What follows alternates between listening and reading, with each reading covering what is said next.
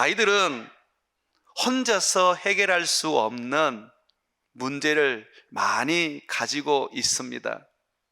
아이라는 것은 아직까지는 스스로 쓸 수 없고 할 수 없고 이룰 수 없는 존재인 것이죠.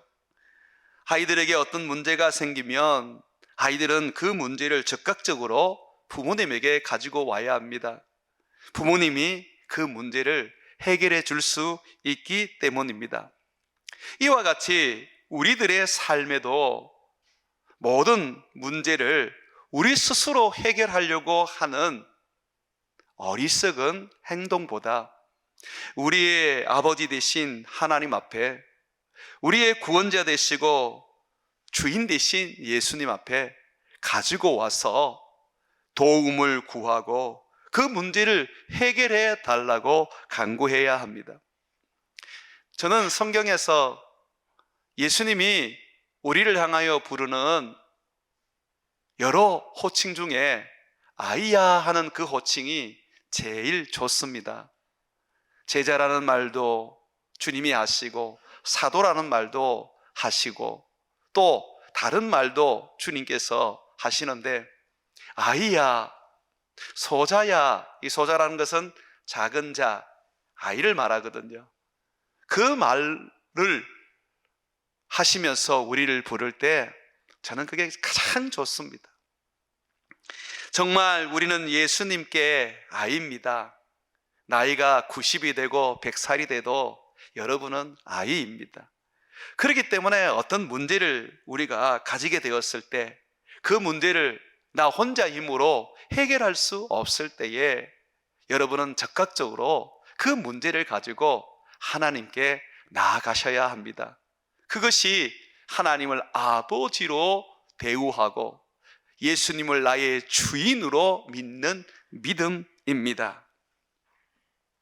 하나님을 아버지라고 믿으면서 문제가 생기면 나 혼자 해결하려고 끙끙거리고 사람들에게서 그 문제를 해결하려고 사람들을 찾아다니면 우리 아버지 기뻐하지 않습니다. 우리 아버지 싫어하십니다. 아버지는 우리의 문제를 해결해 주시려고 우리 아버지가 되셨습니다. 부모 있는데 왜 사람을 의지합니까? 부모가 있는데 왜 혼자서 그 문제를 해결하려고 끙끙거리십니까? 그건 어리석은 일입니다. 마리아는 예수님을 낳아준 어머니입니다. 그럼에도 불구하고 그는 어려운 문제가 생길 때, 그가 스스로 해결할 수 없는 그런 문제가 생길 때 그는 즉각적으로 하나님이신 예수님에게 나와서 그 문제를 맡겼습니다.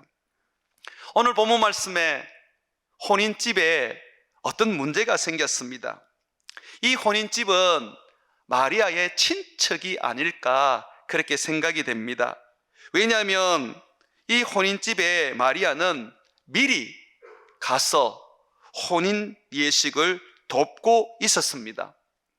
2장 1절 말씀을 한번 보십시오.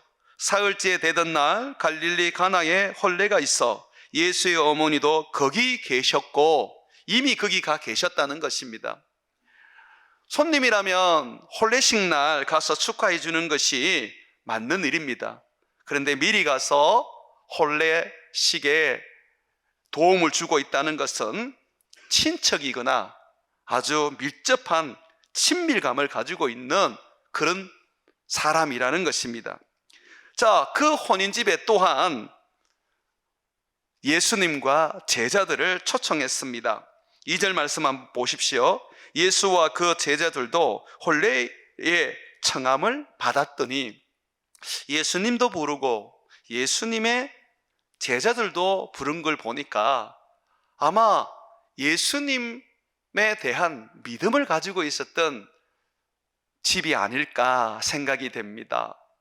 예수님의 제자까지 초청을 했으니까 어찌 보면 예수님의 제자 중에 한 명일 가능성도 있는 것 같아요. 어떤 학자들은 요한복음을 기록한 요한이 혼례하는 혼례식 아닐까라고 추정하기도 합니다.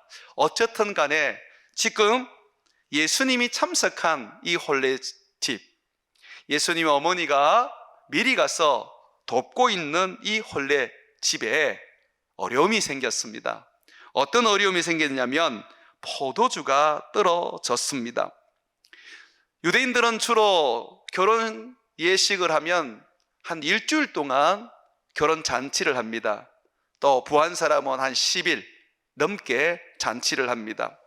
먼 곳에 있는 친척들과 지인들을 불러서 함께 자고 함께 먹으면서 그들은 혼례를 축하해주고 기뻐하고 그들의 사랑을 나누게 됩니다. 그런데 포도주가 떨어진 거예요. 혼례집에 제일 중요한 것이 음료, 포도주인데 이 포도주가 떨어진 것입니다. 이 포도주가 떨어졌다는 것은 혼례집이 어려움을 겪고 있다는 겁니다. 그때에 이 문제를 해결하기 위해서 여러 사람들이 고민을 했지 않겠습니까? 현대인 같으면 빨리 마트에 가서 이 포도주를 사 왔을 것입니다.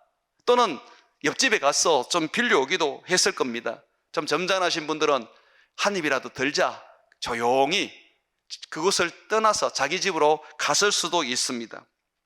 자, 그런데 예수님의 어머니 마리아, 혼례집을 돕기 위하여 먼저 이 혼인 잔치에 참여했던 마리아는 마트에도 가지 않고 또 사람들에게 가서 빌리지도 않고 그는 오로지 그 문제를 가지고 예수님께 나왔습니다. 3절 말씀 한번 보시죠. 포도주가 떨어진지라 예수의 어머니가 예수에게 이르되 저들에게 포도주가 없다 하니, 이 마리아는 혼례집에 포도주가 떨어져서 위급한 상황이 생겼을 때 자기의 힘으로나 또는 혼인잔치를 준비하고 있는 그 혼례식의 신랑 또는 그 가족들이 그들의 힘으로 할 수 없는 문제가 생겼을 때에 주저하지 않고 즉각적으로 예수님께 그 문제를 가지고 나왔습니다. 고민할 필요도 없었습니다. 포도주가 떨어지자마자 손님으로 온 예수님께 달려가서 예수님께 포도주가 없다고, 다 떨어졌다고 예수님의 도움을 구했던 것입니다. 여러분, 이것이 우리의 믿음의 출발점입니다. 세상을 살면서 우리는 많은 문제들을 겪습니다. 많은 어려움을 당하게 됩니다. 그럴 때 우리는 우리 힘으로 해결하려고 그러고 그것에 대해서 누가 도와줄 사람이 있는지 살펴보면서 사람의 힘을 구합니다. 그런데 그것이 믿음이 아니라는 거예요. 믿음이라는 것은 주님을 바라보는 것이고 주님을 의지하는 것이고 주님께 도움을 구하는 것입니다. 마리아는 믿음의 사람이었습니다.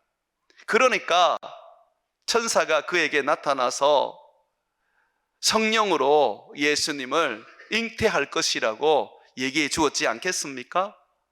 믿음의 사람이다 보니까 이 천사의 말을 그대로 받고 주님의 말씀대로 되기를 원한다고 그는 고백했지 않겠습니까? 믿음의 사람들은 문제에 대하여 어떻게 반응하느냐?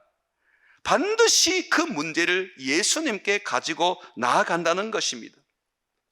예수님을 믿는 사람들에게는 세상이 가지지 못하는 두 가지의 특권을 가지고 있습니다. 첫 번째의 특권은 하나님 앞에 담대히 나가는 특권입니다. 죄가 있어도 우리 하나님을 실망시켜 아프게 해도 아무런 문제가 되지 않습니다. 하나님 앞에 언제 어디서나 어떤 모습이든 간에 상관없이 담대히 나아가는 특권을 예수 그리스도로 말미암아 얻게 되었습니다. 내 공로로 구원을 얻은 게 아닙니다. 예수님의 죽으심과 십자가에서 흘리신 그 보혈로 우리는 구원을 얻었고 하나님의 자녀가 되었습니다. 그래서 우리는 예수님 부여잡고 내 모습이 어떻든 간에 하나님 앞에 담대히 나갈 수 있는 특권을 가지게 된 것입니다. 히브리서 4장 16절에 보게 되면 우리는 긍휼하심을 받고 때를 따라 돕는 은혜를 얻기 위하여 은혜의 보좌 앞에 담대히 나아갈 것이라고 말하고 있습니다. 긍휼하심을 받고 때를 따라서 돕는 은혜. 어떤 문제든 어떤 어려움이든 우리는 하나님께 도움을 받을 수 있는 자들입니다. 그래서 그 도움을 구하기 위하여 담대하게 하나님께 나아갈 특권을 가졌다는 것입니다. 저는 담대함이란 이 단어에 여러분이 주목했으면 좋겠습니다. 누가 하나님 앞에 함부로 나갈 수 있습니까? 구약에 보면 하나님을 만나면 나는 이제 죽었구나 두려워하고 절망했습니다. 그런데 우리에게 뭐라 그럽니까? 너는 죄가 있어도, 너는 문제가 있어도 신경 쓰지 마라. 예수를 힘입고 담대하게 하나님께 나아갈 수 있는 특권을 얻었다라고 말하는 것입니다. 그러므로 사랑하는 여러분, 여러분에게 문제가 생겼을 때에 여러분 스스로 풀 수 없는 그 문제, 끙끙거리고 혼자서 해결하고 그것 붙잡고 몸부림치지 말고 여러분 주님 앞에 나아가시기를 바랍니다. 두 번째로 우리에게 주신 특권은 기도 응답의 특권입니다. 주님은 우리에게 백지수표를 주셨습니다. 무엇이든지 구하는 대로 주신다고 하셨습니다. 내가 진실로 너희에게 이르노니 너희가 무엇이든지 아버지께 구하는 것은 내 이름으로 주시리라고 하셨습니다. 여기는 굉장히 중요한 키포인트가 두 개 나옵니다. 무엇이든지 그리고 내 이름으로입니다. 주님은 우리에게 백지수표를 주셨습니다. 뭐든지 네가 내게 구해라, 내가 주겠다 그러십니다. 그런데 조건이 있어요. 백지수표를 준다고 해서 마음껏 쓸 수 있는 건 아닙니다. 어떤 조건입니까? 내 이름으로 주신다고 말합니다. 다시 말해서 내가 예수님께 나의 문제를 완전히 맡길 때 예수님의 그 이름을 의지하여서 그가 나를 능히 도와주시고 내 문제를 해결해 주실 것이라는 믿음을 가질 때 주님이 무엇이든지 구하는 대로 주신다는 것입니다. 기도 끝에다가 예수 이름으로 기도합니다 라고 하는 것이 예수 이름으로 기도하는 게 아닙니다. 예수 이름으로 구한다는 것은 나의 모든 문제를, 내 기도, 그 모든 내용을 주님께 다 맡기고 주님을 믿고 주님을 의지한다는 것입니다. 그런데 왜 우리가 예수 이름으로 기도해도 응답을 받지 못합니까? 많은 사람들이 기도를 하는데도 불구하고 응답받지 못하는 일이 참 많습니다. 여러 가지 이유가 있지만 특별한 세 가지 이유를 제가 말씀드리겠습니다. 첫 번째는요, 주님이 이렇게 말씀하십니다. 너희가 내 안에 거하고 내 말이 너희 안에 거하면 무엇이든지 원하는 대로 구하라. 그리하면 이루리라 하셨는데, 다시 말해서 우리 안에 하나님의 말씀에 대한 순종과 하나님의 말씀에 대한 실천이 없기 때문입니다. 주님은 우리에게 내가 사랑한 것처럼 서로 사랑하라고 하셨습니다. 그러나 우리는 기도는 하는데 사랑하지 않습니다. 용서하라 하셨는데 기도는 하는데 용서하지 않습니다. 여전히 다른 사람에 대하여 험담을 하고 어디를 가든지 부정적이고 뭘 하든지 간에 안 된다면서 우리 주님의 말씀을 순종하지 않고 그 말씀대로 행하지 않습니다. 그런 사람은 40일을 금식 기도해도 응답받을 수가 없습니다. 주님은 분명히 조건을 달고 계십니다. 너희가 내 안에 거하면, 내 안에 거한다는 게 뭡니까? 나를 의지하고 나를 붙잡고 나를 힘입어 믿음으로 살고 내 말이 너희 안에 거하면, 주님 말이 내 안에 거한다는 게 뭡니까? 그 말씀을 순종하고 그 말씀을 실천하고 그 말씀을 따라서 사는 것입니다. 주님은 너희가 용서를 받으려면 너희가 먼저 용서해야 된다고 말씀하셨습니다. 사랑하는 여러분, 내가 말씀대로 살지 않는데 응답이 되겠습니까? 내 말이 부정적이고 내 말이 형제들을, 자매들을 비난하고 정죄하는데 응답이 되겠습니까? 제가 경상도 말로 하겠습니다. 택도 없는 소리입니다. 내가 바뀌지 않으면 기도의 응답은 없습니다. 두 번째로 기도의 응답을 받지 못하는 것은 너희가 얻지 못하면 구하지 아니하기 때문이에요. 구하여도 받지 못하면 정욕으로 쓰려고 잘못 구하기 때문이라고 말하고 있습니다. 욕심으로 쓰려고 구하는 것은 절대로 응답되지 않습니다. 주님은 우리에게 너희 삶은 없다, 너에게는 오직 예수의 삶만 있을 뿐이라고 가르쳤습니다. Not I but Christ라는 것은 나는 없고 내 안에 예수가 계신다는 것입니다. 그러면 나는 무엇을 구해야 합니까? 예수를 구해야 합니다. 예수의 나라를 구해야 합니다. 예수의 뜻을 구해야 하는 것이죠. 사랑하라 하는 그 말씀을 실천하기 위하여 사랑을 구해야 하는 겁니다. 그러나 내 잘 먹고 내 편안하고 내 행복한 길을 원해서 기도한다면 그게 응답이 되겠습니까? 응답되지 않지요. 솔로몬처럼 적어도 백성들을 잘 재판하고 말씀을 가르칠 수 있는 지혜를 구해야지 하나님이 지혜와 부와 명예와 장수를 주시는 거 아니겠습니까? 세 번째로 응답받지 못하는 이유는 믿음으로 구하지 않기 때문입니다. 믿음으로 구하지 않는다는 것은 너무 성급하게 포기한다는 것입니다.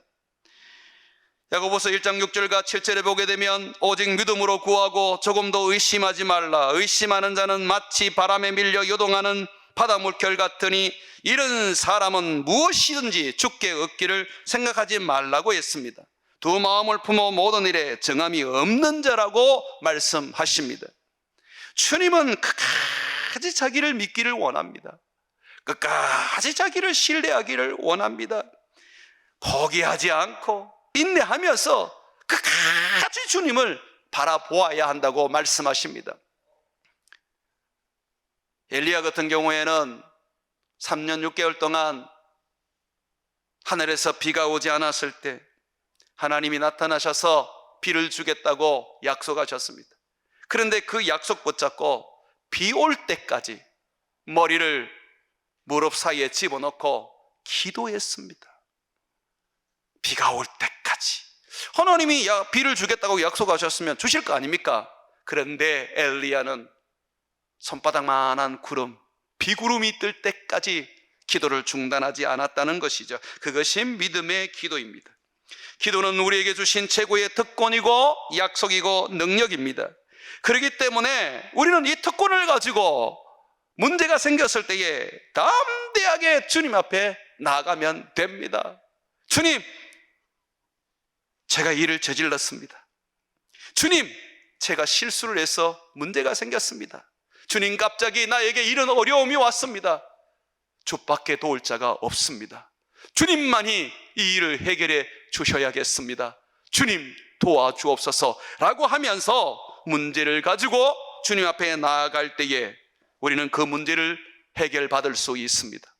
믿음의 첫 출발, 문제를 가지고 주님 앞에 나아간다는 것을 잊지 마십시오. 그런데 뜻하지도 않게 주님이 마리아의 요청을 거절하셨습니다.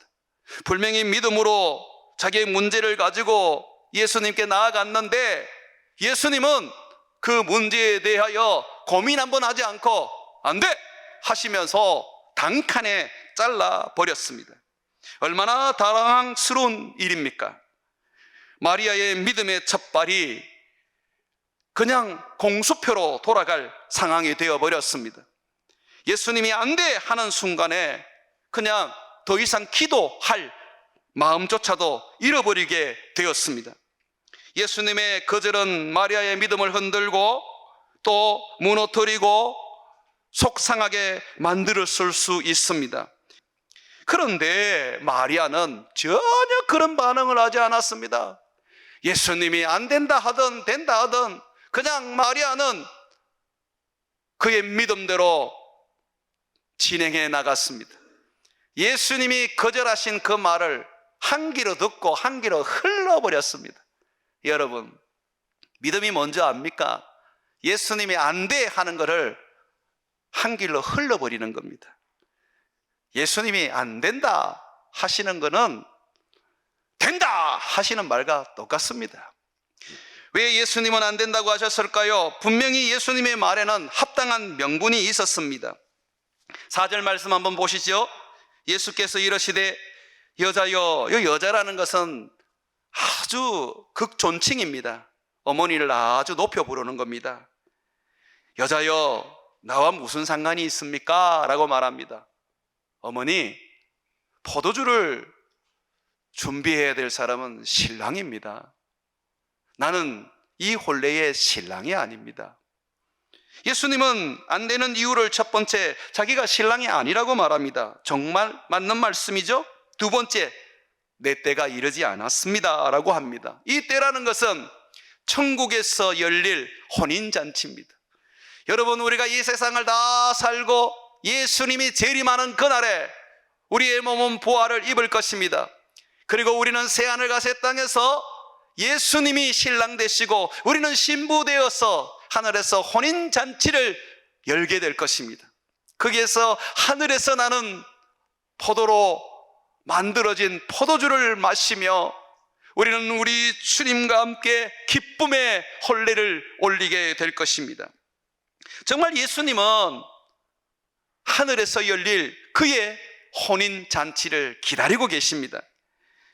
마태복음 26장 26절과 29절에 보게 되면 너희에게 이르노니 내가 포도나무에서 난 것을 이제부터 내 아버지의 나라에서 천국에서 새 것으로 너희와 함께 마시는 날까지 마시지 아니하리라 하셨습니다. 예수님은 신랑으로서 우리를 위하여 하늘의 포도나무로 포도주를 만들어 혼인잔치를 준비하고 계십니다. 그날에 우리와 함께 포도주를 먹으며 기뻐하고 행복해하며 영생을 누리기를 꿈꾸고 있습니다. 그러다 보니 이 가나에 있는 한 혼례 집에 예수님께서 포도주를 만들 이유가 없으신 겁니다. 예수님이 꿈꾸는 혼례 잔치는 그가 준비해야 되는 포도주의 그 준비하는 날은 바로 천국 마지막 날 새하늘과 새 땅이 만들어지는 그때인 것입니다. 참으로 명분 있는 예수님의 말씀이었습니다. 저 곁했으면 어떻게 했을까 한번 생각해 봤어요. 저는 예수님 말에 토도 달지 못하고 그냥 그렇습니까 예수님? 하고 그냥 고개를 떨구었을 겁니다. 그런데 역시 어머니는 강했습니다. 믿음의 사람은 역시 때로는 무대포로 살아가는 것 같습니다. 예수님이 아무리 얘기를 해도 한 귀로 듣고 흘러버렸습니다. 상관하지 않았습니다. 이 마리아는 전혀 개의치 않고 예수님이 포도주를 만들어줄 것을 믿었습니다. 실질적으로 예수님께서 마리아에게 나는 포도주를 만들 수 없다라고 거절했던 이유는 예수님께서 마리아의 믿음을 제자들에게 보이기 위한 거였습니다. 예수님을 따라다니고 있는 제자들, 그러나 그들은 믿음이 없었습니다. 믿음이 없이는 하나님이 기뻐하지 않습니다. 믿음이 있어야지만이 하나님이 기뻐하시고 자기를 찾는 자에게 하나님은 상을 주시는 겁니다. 제자들은 예수님을 따라다녔지만 믿음이 없었기 때문에 그들을 통해서 아무것도 예수님은 할 수가 없었습니다. 그래서 예수님은 마리아를 통해서 믿음이 뭔지 보여주고 싶었습니다. 왜 그렇게 우리가 결론을 내릴 수 있느냐면 11절 말씀을 한번 보십시오. 예수께서 이 첫 표적을 갈릴리 가나에서 행하여 그의 영광을 나타내심에 그 결과로 제자들이 그를 믿으니라고 말하고 있습니다. 예수님은 마리아의 믿음을 보여주기 위해서 마리아의 그 믿음이 어떤 모습인지 알려주기 위하여 제자들에게 지금 보여주고 있는 겁니다. 어머니의 그 요청을 예수님은 명분 있게 거절을 하는 것입니다. 이런 일들은 예수님께서 적지 않게 행하셨습니다. 두로와 시돈에 갔을 때에 귀신 들린 딸을 데리고 있었던 가나안 여인은 예수님을 만나서 예수님께 자기 딸을 고쳐달라고 예언하고 간구했습니다. 그러나 예수님은 매정하게 그 여인을 거들떠 보지도 않고 대꾸도 하지 않았습니다. 여인은 예수님을 쫓아다니면서 예수님, 내 딸이 흉악한 귀신에 들렸습니다. 좀 고쳐주세요 하면서 목이 쉬도록 예수님께 간구를 했습니다. 그러나 예수님은 한 한마디도 하지 않고 그냥 무시해 버렸습니다. 제자들이 그 모습을 보고 너무 민망해서 예수님께 간청을 했습니다. 예수님, 좀 고쳐주시죠. 이 여인이 하도 소리를 지르니까 저희들도 너무 힘듭니다. 예수님은 그때서야 걸음을 멈추고 여인을 돌아보며 말씀을 하셨습니다. 그런데 너무 마음 아픈 얘기를 하셨어요. 자녀의 떡을 취하여 개들에게 던짐이 마땅하지 않다. 유대인들은 이방인들을 개로 여겼습니다. 그런데 예수님도 지금 이 가나안 여인을 개라고 말씀하시는 거예요. 얼마나 충격적입니까? 그 말을 들었을 때 이 여인은 그동안 예수님을 부르며 따라왔던 그 모든 것이 너무 후회스러워지지 않았을까요? 그런데 이 여인의 믿음을 보십시오. 예수님, 나 개 맞습니다. 그런데 나는 예수님의 개입니다. 그렇다면 자녀들에게 떡이 주어질 때에 부스러기라도 먹을 권리가 있지 않습니까? 나 개 맞으니까 부스러기 주십시오. 예수님은 그제서야 웃으면서 그 여인을 향하여서 말했습니다. 여인이요, 아주 그 여인을 높이면서 네 믿음이 네 딸을 구했다. 네 믿음대로 되라 하시면서 예수님은 그 여인의 요구를 들어주셨습니다. 그때 왜 그렇게 하셨느냐면 제자들이 예수님을 통하여 이적과 기적을 봤지만 믿음이 없었어요. 제자들이 하도 믿음이 없으니까 예수님이 그 믿음을 보여주시려고 가나안 여인에게 개라고까지 하셨던 겁니다. 마리아에게도 마찬가지입니다. 안 됩니다 라고 거절하면서 믿음이 무엇인지 보여줬던 거죠. 마리아는요, 문제를 가지고 예수님께 왔을 때에 그 문제를 자기 손에 붙잡고 있지 않았습니다. 예수님께 맡겨버렸습니다. 예수님께 구하는 순간에 그냥 예수님께 그냥 던져버렸습니다. 예수님이 해결하시도록 예수님께 모든 것을 의지했던 것입니다. 우리가 그걸 어떻게 알 수 있습니까? 여러분 5절 한번 보십시오. 5절에 보게 되면 예수님이 안 된다 하니까 마리아가 아 그래요? 그러면 뭐 할 수 없지 이렇게 반응하지 않고 안 된다 켜도 그냥 한 길을 흘러버리고 이 일을 저지릅니다. 하인들에게 가서 말합니다. 저 사람이 말하는 거 너희들 무엇이든지 다 시킨 대로 그대로 해. 한번 보세요. 5절에 그의 어머니가 하인들에게 이르되 너희에게 무슨 말씀을 하시든지 그대로 하라 하니라. 마리아는 믿어버렸습니다. 거절해도 예수님의 그 거절은 진심이 아니라는 걸 알고 있었습니다. 그래서 그는 일을 저질러 버렸습니다. 예수님, 포도주 떨어졌습니다. 그래 놓고 그냥 바로 하인들에게 가서 예수님이 어떤 이적을 일으킬 거야. 저분이 시키는 대로 너희들은 순종해. 그러면서 일을 저질렀던 것입니다. 사랑하는 여러분, 예수님, 그분은요, 결국은 이 마리아의 믿음 앞에 항복을 하셨습니다. 예수님은 우리의 하나님입니다. 우리의 간구를 그분이 무시하겠습니까? 정말 안 된다 하고 끝나겠습니까? 모세도 이스라엘 백성들을 살려달라 그럴 때에 주님이 안 된다 그랬어요. 그랬더니 모세가 내 이름을 생명책에서 빼버리십시오. 그렇게라도 살려주십시오 라고 했을 때에 주님은 알겠다, 살려주겠다 라고 하셨습니다. 주님은 결코 우리를 이기지 못합니다. 야복강에서 야곱이 천사를 이긴 것처럼 주님은 우리를 이기지 못합니다. 힘이 없어서 이기지 못하는 게 아닙니다. 우리가 자녀이기 때문에 우리를 이기지 못하시는 것입니다. 여러분, 예수님의 또 다른 이름이 보혜사라는 거 아세요? 예수님이 성령을 보내시고 성령을 또 다른 보혜사라고 불렀어요. 그러면 원래 보혜사가 있다는 거죠. 그 보혜사가 누굽니까? 예수님이에요. 보혜사라는 것은 영어로 말하면 헬퍼입니다. 예수님은 도우러 오셨습니다. 그래서 제자들이 물고기를 못 잡으면 야, 배 오른쪽에 그물을 던져봐. 그러면서 물고기를 잡게 해 주셨습니다. 예수님은 돕는 분입니다. 성경에서는 하나님을 우리를 돕는 분이라고 가르치고 있습니다. 시편 146편 3절에서 5절에 보게 되면 귀인들을 의지하지 말며 도울 힘이 없는 인생도 의지하지 말지니 그의 호흡이 끊어지면 흙으로 돌아가서 그날에 그의 생각이 소멸하리로다. 야곱의 하나님 자기의 도움으로 삼으며 여호와 자기 하나님에게 자기의 소망을 두는 자는 복이 있도다 라고 하셨습니다. 하나님은 여러분의 도움이십니다. 하나님은 여러분의 소망입니다. 그분은 여러분을 도우려고 이 땅에 오셨습니다. 시편 46편 1절에도 하나님은 우리의 피난처시요 힘이시요 환난 중에 만날 큰 도움이라고 고백하고 있습니다.